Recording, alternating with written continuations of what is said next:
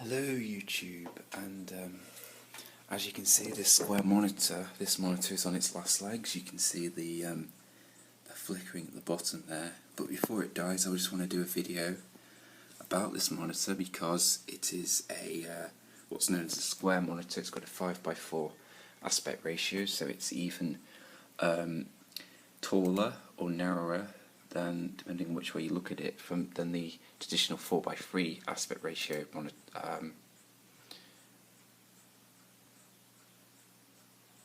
screens found on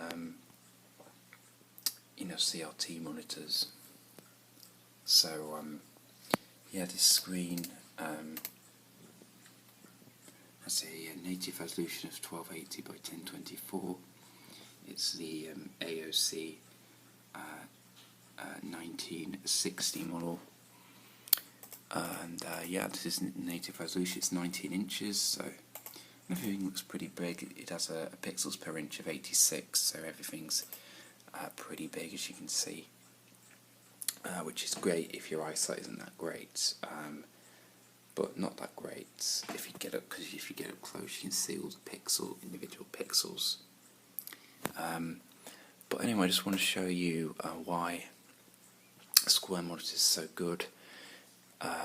Because browsing the internet on widescreen, it's not a good format for browsing the internet and writing documents, because it's either one of three things happens. Either there's too much horizontal space, you get a lot of blank space at the sides, so it wastes space. The other reason, either that, or the text stretches to the edges of the screen, like it often does on Wikipedia, but then you get the it makes the text difficult to read when you get long lines of text from left to right. Or that on smaller wide screens, like for example a 1366 by 768 screen, there's just not enough vertical space, and you have to end up scrolling a lot.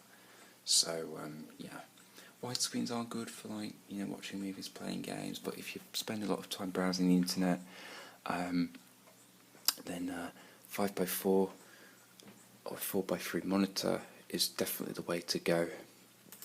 I'd recommend you get either like a 1024 by 760. No, actually that resolution is a bit small. Like either a 1280 by 1024 or a 1600 by 1200. 1600 by 1200 will give you more vertical space than a full HD 1080p monitor. And you can see general applications just look great, really suit the square format, the 5:4 aspect ratio of the once you can see PowerPoint, the slide fills pretty much the whole screen very nicely there. If I open up a publish a document,